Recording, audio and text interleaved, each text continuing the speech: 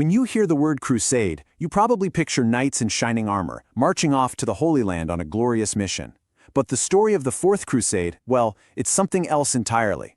It's a shocking tale of faith, greed, and desperation that took such a wrong turn, it ended in an act of self-destruction that nobody saw coming. So that's the big question, right? How on earth did an army of the faithful, sworn to protect Christianity, end up being the very people who destroyed its greatest city? The answer, you'll see, isn't simple. It's a story of unintended consequences, where every single bad decision seemed like the only logical choice at the time. Okay, to really get how this all happened, we have to rewind a bit. This disaster didn't just pop up out of nowhere. By the time the Fourth Crusade kicked off, the two great halves of the Christian world, the Western Latins in Rome and the Eastern Greeks in Constantinople, had been on a collision course for centuries, locked in a really bitter rivalry. And right at the heart of this huge split was a single, tiny but explosive word, filioque. It sounds complicated, but it all comes down to the Latins adding one phrase to the Nicene Creed. They said the Holy Spirit came from the Father and the Son. That's what filioque means, and the Son. To the Greeks, this was a massive insult. It was heresy, and that one little word helped tear the Christian world in two. And believe me, this wasn't just some high-level theological debate. It got personal, it was cultural.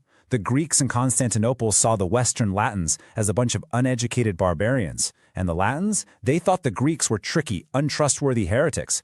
They argued about everything, from what kind of bread to use for communion to whether priests should be allowed to marry, or even if they should shave their faces. This wasn't a disagreement. It was deep, simmering hatred. So, with all that bad blood in the background, along comes the Fourth Crusade. Pope Innocent III calls for it, and it starts with all the usual prayers and grand speeches, but right from the beginning, it's crippled by a very real-world problem: money. Or, to be more specific, a total lack of it. See, to get their massive army to the Holy Land, the Crusaders needed ships. And who had the best ships? The Venetians. But the price they quoted was just astronomical: 85,000 silver marks. The problem was way fewer Crusaders showed up than they planned for. They begged, they borrowed, they emptied their own pockets, but they were still massively short. This holy war was basically bankrupt before it even set sail. You can just feel the passion and the piety in these words, can't you? This is what they said when they first begged the Venetians for help. They were on a mission from God, but that holy mission was now being held hostage. The Venetians had stopped their entire economy to build this fleet. There was no way they were just going to let it slide. So, the leader of Venice, a shrewd old doge named Enrico Dandolo, he sees an opportunity. He makes them an offer they can't refuse. He says, look, help us capture the city of Zara, and we'll defer the rest of the debt. One tiny problem. Zara was a Christian city. The very first military act of this holy war was to attack fellow Christians. This was the first domino to fall, the first major compromise on a very slippery slope. So now the Crusaders are stuck in Zara for the winter. They've been kicked out of the church by the Pope, and they're still broke. It's an absolute low point. And that's when a new character walks onto the stage, a young, exiled Byzantine prince named Alexius Angelus.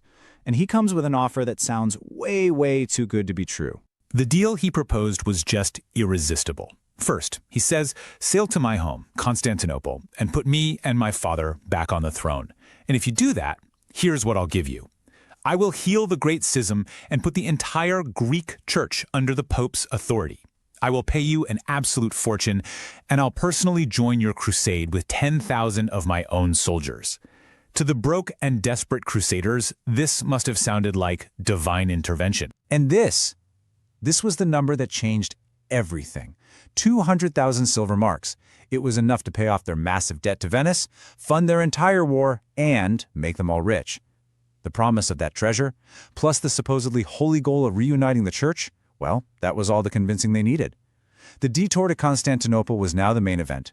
Jerusalem would have to wait. So the Crusaders show up at the walls of Constantinople, and at first everything actually goes to plan.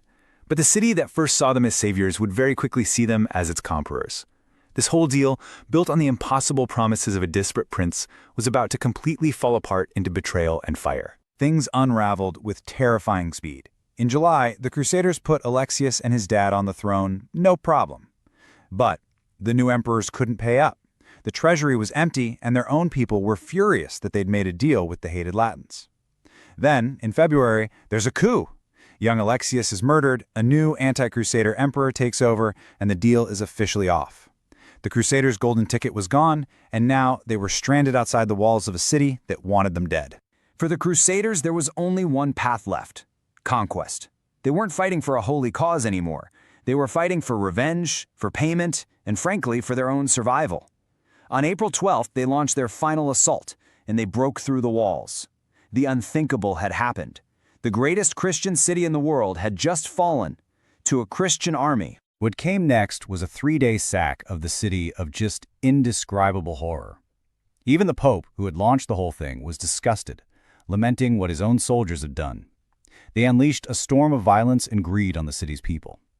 It was a moment of such profound shame that it would poison the relationship between Eastern and Western Christianity forever. But the cost of this so-called victory can't just be measured in lives. For 1,000 years, Constantinople had been like a living museum, protecting the glories of the ancient Greek and Roman worlds. And in just 3 days, so much of that priceless heritage was gone forever, destroyed not by some foreign enemy, but by fellow Christians who were blinded by greed. I mean, it is truly hard to wrap your head around the scale of the destruction. We have accounts of these incredible ancient masterpieces. A statue of Hercules made by a master sculptor from the time of Alexander the Great, a statue of Helen of Troy said to be so beautiful it was otherworldly.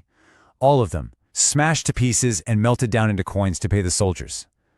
Just gone. And the amount of wealth they stole was just mind-boggling. After paying off the Venetians, the Crusaders were left with a fortune. To put that into perspective, the loot they officially counted was worth about 7 times the entire annual income of the Kingdom of England.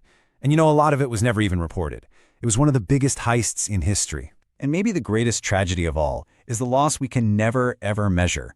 Fires rage through the city, and we'll simply never know how many ancient libraries, how much philosophy, science, and literature from the classical world just went up in smoke, erased from history forever. So in the end, you see, the Fourth Crusade didn't start as some evil plot. It really did start with a holy vow. But piece by piece, that idealism was worn down by debt, by desperation, and by the temptation of an unbelievable prize. And it leaves us with this timeless and pretty troubling question. When our highest ideals crash head-on with our most desperate needs, which one actually wins? Okay, so picture this. It's 1204, and a Crusader army, which was supposed to be on a holy mission, does the absolute unthinkable. They sack Constantinople, the greatest Christian city on earth. And in its place, they build their own Roman Empire, a Latin Empire. You'd think this would be the start of a glorious new era, right? Well, instead, it lasted just 57 years before totally collapsing. So the big question is, how on earth did this empire, born from the conquest of the world's richest city, fail so fast and so spectacularly? To really get why it all fell apart, you have to go right back to the beginning. And as the historian Edward Gibbon points out here, the story of this empire doesn't start with some grand vision.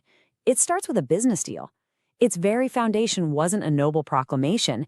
It was a contract between partners who had just pulled off a hostile takeover. I mean, think about it for a second. The treasures of a 1,000-year-old empire are literally at their feet. They've got the army, they've got the power, and they believe God is on their side. It sounds like they're unstoppable. But the truth is, the seeds of its own destruction were planted before the first emperor even got his crown. And that really flawed beginning all comes down to one single document. You see, the Latin Empire wasn't built on ideals or unity. It was built on a treaty, a cold, calculated plan to carve up the Byzantine Empire like a Thanksgiving turkey.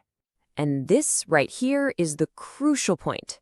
There was no shared culture, no big common goal beyond getting rich and powerful. The entire state was basically a joint venture.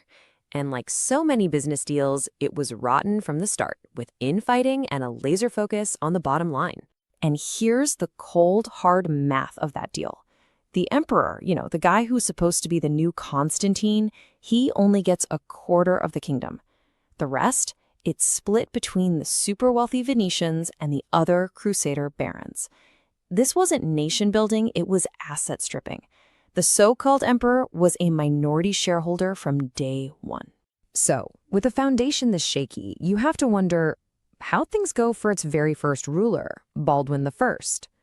Well, His reign started falling apart almost immediately, and it set a pretty grim tone for everyone who came after him. Just to give you a taste of the world Baldwin inherited, look at what happened to the guy he replaced. The Crusaders decided to execute the Greek usurper Morzaflé in the most dramatic way possible. They marched him to the top of a massive 147-foot-tall marble column and just threw him off. It was a brutal show of force, yeah, but it was also a terrifying sign of the political violence they were now in charge of. And wow, did things go downhill fast. In May 1204, Baldwin gets this huge coronation, like a new Caesar. But by the start of the next year, the whole empire is in open revolt. By April, he's been defeated and captured by the Bulgarians. And by the end of 1205, he's dead in some forgotten prison. From coronation to catastrophe in just over a single year.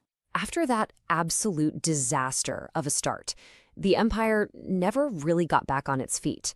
It basically stumbled into this long, slow decay, a half-century of just trying to hang on.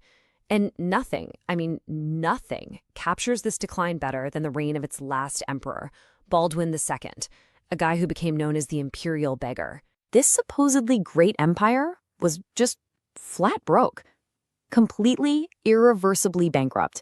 And Baldwin II's entire rule was just one desperate move after another. He wasn't really an emperor, more like a glorified pawnbroker, doing whatever he could to keep the lights on. First, he started, and this is wild, literally dismantling the city's holy sites. To pay for his family's daily expenses, he had workers climb up onto the roofs of these beautiful ancient churches and strip off all the valuable lead, just so he could melt it down for a bit of cash. And then it gets even worse. He had no money for firewood. So the successor of Augustus started demolishing vacant palaces around the city, these incredible remnants of a richer time, just to keep his own court from freezing to death in the winter. He was literally burning his own capital to stay warm. But this has to be the most humiliating moment for the empire. Desperate for a loan, Baldwin did the unthinkable. He pawned his own son and heir, Philip, to Venetian merchants as collateral. The future of the Roman Empire was now quite literally being held in a bank vault in Venice. So, after pawning your own son and burning the furniture, what's left to sell? Well, for Baldwin, the answer was pretty simple. The holiest relics in all of Christendom. The most famous of these sales was for the Crown of Thorns, and it played out like a really grim financial drama. First, the barons default on their loan. Then, the King of France swoops in to rescue the relic by just paying off the bankers. And poor Baldwin, he gets a gift of 10,000 marks for his troubles. The empire was liquidating its spiritual soul just to stay solvent for another week. And believe me, this wasn't some one-time fire sale. The entire imperial chapel was put on the auction block. A piece of the true cross, the lance from the crucifixion, even the rod of Moses. You name it, the most sacred objects in the Christian world were sold off to the highest bidder to fund this dying state. So how does a hollowed-out, bankrupt empire like this finally die? You might be expecting some epic final battle, a heroic last stand. Well, you would be wrong. It ended not with a bang, but with a pathetic little whisper. The end was almost comical, really. A small Greek scouting party was wandering near the city, and they found out it was basically empty. Turns out the Latin knights and the entire Venetian fleet had sailed off on some pointless raid against a tiny island, leaving the capital completely undefended. And that was the Great Reconquest. The Greek general, Alexius, wasn't even planning an attack, but some locals who were fed up with the Latins just opened a gate for his tiny force of 800 men, and they just walked in. The mighty capital city, which had held off huge sieges for centuries, fell without a fight. And what about our last emperor, Baldwin II? Gibbon tells us he was woken up by all the noise, but instead of drawing his sword and fighting for his city, he just ran. He fled from the palace straight to the docks, jumped on a Venetian ship, and just sailed away into exile, leaving his empire behind without a second thought. So, what are we supposed to make of this absolutely bizarre chapter of history? Well, Gibbon's final verdict is really interesting. On the one hand, he saw the Crusades as a total disaster that cost millions of lives and just fueled fanaticism. But he also saw this strange accidental positive. By bankrupting all the feudal lords and getting so many of them killed, these wars actually helped weaken the oppressive feudal system in Europe, which ultimately helped free the common people. And at the end of the day, that leaves us with this final, big idea. The story of the 57-year Latin Empire, born from a contract, sold for parts, and ending in an abandoned city. It's this perfect, stark case study. And it forces us to ask a question about the nature of power that's just as relevant today as it was 800 years ago. All right, let's get right into it. Today, we are diving into one of history's greatest and most dangerous gambles. It's the story of a man who saved his empire by betraying his own people, funding a secret war, and, in doing so, unleashed a brand new terror upon the world. This is a story of raw ambition, unintended consequences, and a truly devil's bargain. So, picture this. It's 1261, and you're hearing these triumphant words from Michael Palaeologus. He's just done the impossible. He's recaptured Constantinople, the heart of the Roman Empire, after it had been lost for decades. This is the absolute peak of his career. It sounds incredible, right? Well, the path he took to get to this moment, and what came after, that's where the story gets a whole lot more complicated and a whole lot darker. You see, to really get what Michael was up against, you have to understand just how desperate things were. For more than 50 years, the Byzantine Empire wasn't even in Constantinople. Western Crusaders had sacked the city, forcing the government to flee and set up shop in a city called Nice. They were literally an empire in exile, a shadow of their former glory, just trying to hang on. Now, what's really fascinating here is that this little exiled empire didn't just survive. For a while, it actually thrived. And it was all thanks to two very different but totally brilliant leaders. First, you had Theodore Lascaris, the warrior. This guy basically carved out a new empire from nothing through sheer force of will. He was followed by John Vataces, the statesman, who built a stable, prosperous nation through smart, peaceful governing. They were, in a way, the second founders of the empire. But then things took a nosedive. The next emperor, Theodore II, was, to put it lightly, a disaster. He was paranoid, he was vicious, and completely unpredictable. We're talking about a guy who allegedly had a noblewoman sewn into a sack with angry cats. Yeah, you heard that right. His short, chaotic reign created fear and instability. And in that chaos, an opportunity began to emerge. And into this chaos steps our guy, Michael Palaeologus. He's a brilliant nobleman, he's incredibly charismatic, and he is ruthlessly ambitious. He saw the power vacuum forming, and he knew this was his chance. And let me tell you, this guy was a master of political survival, as you're about to see. I mean, seriously, his life before becoming emperor could be its own movie. He was constantly navigating these deadly political traps. At one point, he was accused of treason. Then he got exiled by that jealous Emperor Theodore and had to flee for his life. He was even dragged back in chains to be executed. And every single time, through some combination of incredible cunning and just dumb luck, he managed to survive. And this right here shows you just how clever he was. When he's accused of treason, they force him into a trial by ordeal. He has to carry a red-hot ball of iron to prove his innocence. But he doesn't refuse. Instead, he turns to the archbishop and says something like, "Look, I'm just a simple sinner. I don't have the gift of miracles. But you, a holy man, surely you can hand me the fiery globe without being burned." It was pure genius. The archbishop was shamed, the emperor was amused, and Michael walked away a free man. So after the tyrant Theodore II dies, leaving his little 8-year-old son on the throne, boom, Michael makes his move. He rockets from being the kid's guardian to being crowned co-emperor. And then, in this unbelievable stroke of luck, one of his generals manages to recapture Constantinople almost by accident. Michael doesn't hesitate. He seizes the moment, rides into the city a hero, and has himself crowned the one and only true emperor. But here's the thing. How do you make sure your power is absolute? With the capital back, there was one loose end. The boy emperor, John. So, on Christmas Day of all days, Michael committed what the historian Gibbon calls an imperfect crime. He had the 11-year-old child blinded, a traditional Byzantine way of making someone ineligible to rule, and then locked him away in a castle for the rest of his life. So Michael is now the undisputed ruler. He's on top of the world, emperor in the restored capital. Well, not so fast, because winning the empire turned out to be the easy part. Holding on to it, that was going to be a whole different story. A massive storm was gathering out west, a storm that threatened to wipe his new empire right off the map.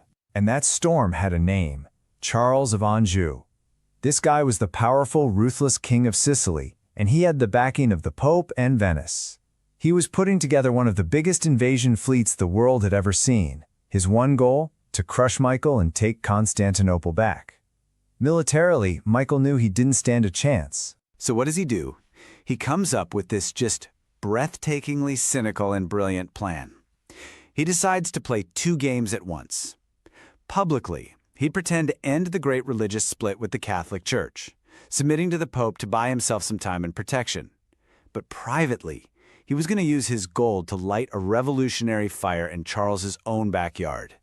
But this double game, wow, it cost him dearly. To look sincere to the Pope, Michael had to persecute his own Orthodox people who refused to go along with it, even members of his own family. He became hated at home, seen as a traitor to his faith.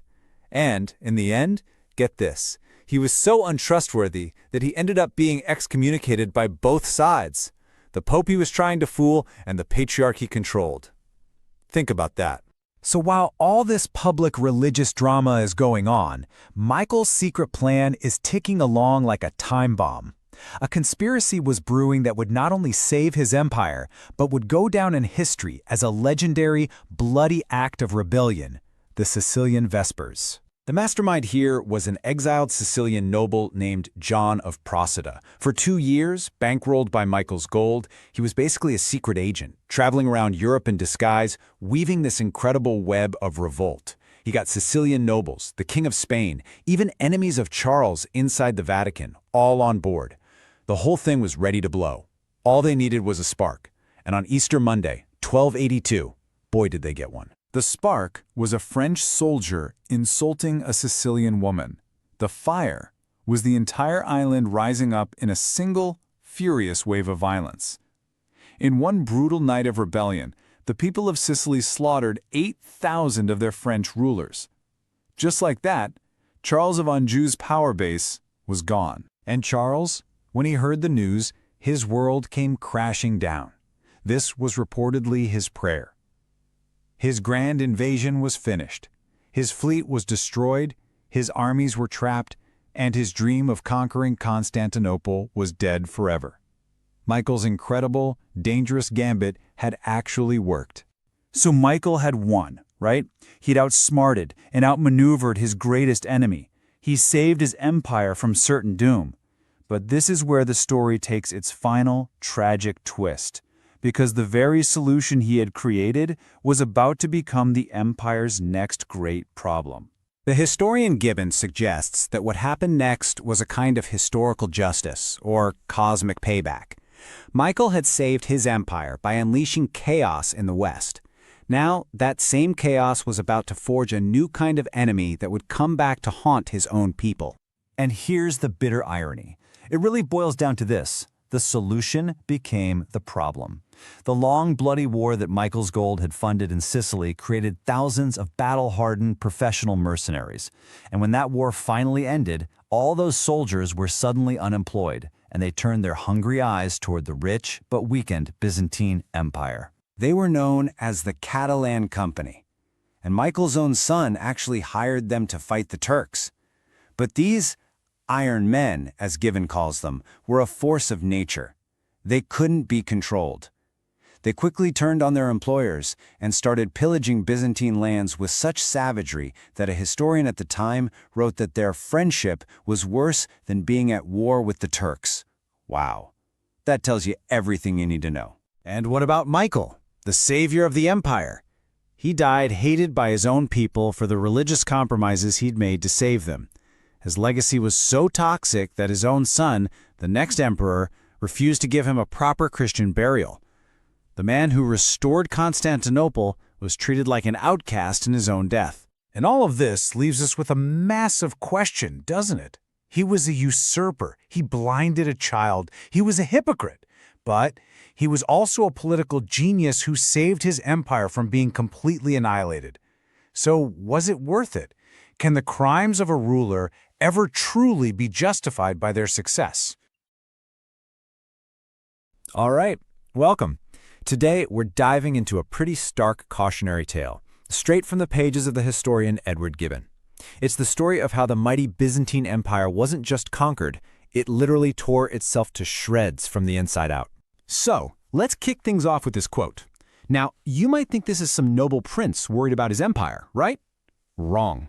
This is a spoiled heir worried his grandfather is about to squander the family fortune before he can get his hands on it. This raw, selfish ambition, that's the spark that's going to light the fuse on a century of absolute ruin. Okay, so here's how we're going to break this down.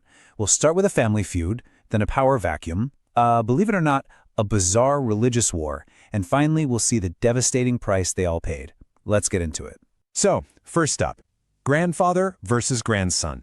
You see, the empire's collapse, it didn't start on some grand battlefield.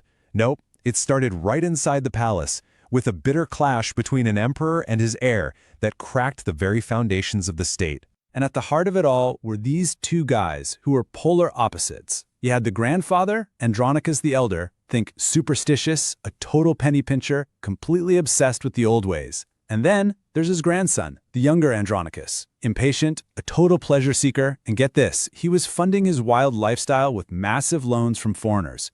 Okay, so here's where a messy, personal drama just explodes into a full-blown national crisis. The grandson's affair goes wrong, and it leads to the accidental death of his own brother. Their father, who was the emperor's son, dies of pure grief. The old emperor is horrified and disinherits his reckless grandson. The grandson, now fearing for his life and freedom, rallies his own faction. And just like that, a family feud became a civil war. And you know this wasn't some quick, clean coup. Not at all. This was a slow, 7-year bleed. 3 different civil wars that basically sliced the empire in two, draining every last resource and forcing everybody, I mean everybody, to pick a side. It only ended when the grandson finally stormed the capital and took it by force. All right, part 2. Now, you'd think, okay, the war is over, the chaos will finally end, right? Well, not so fast. The new emperor's reign was cut short, creating a massive power vacuum. And stepping into that void is a brilliant, ambitious, and fabulously wealthy opportunist named John Cantacuzene. So the victorious grandson dies, leaving his 9-year-old son on the throne. And who's named regent? Who's left in charge of the whole empire? None other than John Cantacuzene, the guy who was the mastermind behind the whole civil war. All of a sudden, the kingmaker is now the most powerful man in Byzantium. And when I say powerful, I mean his personal wealth was just staggering. We're talking 70,000 sheep, 5,000 cattle, and 2,500 horses. I mean, this was all his. This wasn't state property. This was private wealth on a scale that, it makes you a threat to the throne just by existing. But of course, that much power, it makes people nervous. It creates powerful enemies. So you get this conspiracy. The empress, a rival admiral, the head of the church, they all team up, declare him a traitor, seize all his vast fortune, and even imprison his mother. He's totally backed into a corner. So what does he do? The only thing he can do to survive. He declares himself emperor. And just like that, the empire is right back at war with itself. Unbelievable. And, Cantacuzene himself knew just how destructive this was. He compared foreign war to the warmth of summer, but civil war, he called it a deadly heat of a fever that just consumes a nation from the inside out. The tragic irony, of course, is that the empire's own leaders, they were the disease. Okay, so as if a brutal second civil war wasn't enough to deal with, the empire's elite found something completely new and, frankly, bizarre to fight about. While the entire state was literally collapsing around them, they became obsessed with this incredibly strange theological question. The whole thing centered on this practice called quietism. Basically, these monks believed that through really intense, silent prayer, they could actually see the divine light of God himself, the very same light that the disciples supposedly saw at the Transfiguration. So what was the method? Well, according to their own teachings, one had to turn their eyes toward the middle of thy belly. Yeah, a rival philosopher heard this and started mocking them as navel gazers, and pretty soon the entire city of Constantinople was splitting into factions over it. This is the incredible part. While foreign enemies are literally gathering at the gates, Byzantium's leaders are having a full-blown debate about Navalite. Cantacuzene, ever the politician, even presides over a synod to make it official church doctrine, just to lock down some political support. I mean, it is the perfect tragic symbol of fatally misplaced priorities. All right, and that brings us to our final act. The empire pays the price. All of these personal ambitions, these civil wars, these bizarre distractions, they came with a terrifying price tag. And the empire itself was about to pay it in full. So Cantacuzene does eventually win a civil war. He marches into Constantinople. He's crowned emperor, but the victory is completely hollow. The empire is bankrupt. It's broken. Which leads to a really important question. After all that bloodshed, who was really in charge here? Well, the answer might surprise you. It wasn't the emperor. It was the Genoese merchants living in their fortified suburb right across the harbor. Just look at this. Their revenue from the port was nearly 7 times what the emperor himself was making. They controlled the city's entire economic lifeline. The emperor was practically just a tenant in his own capital.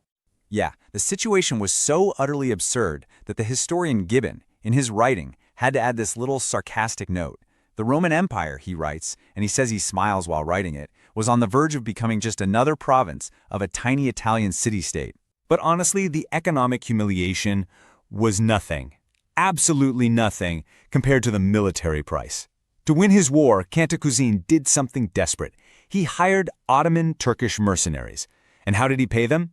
He gave them their first permanent fortress in Europe. And that right there, that single act, born entirely out of personal ambition in a civil war, that was what Gibbon calls the final fatal stroke. Cantacuzene literally opened the door to Europe. The very mercenaries he hired to win a throne would, one day, come back and conquer everything. And all of this leaves us with a really sobering question, one that echoes right down through history. When leaders start to value their own power, their own ambition, over the actual survival of the state they're supposed to be leading, is collapse not just possible, but completely inevitable?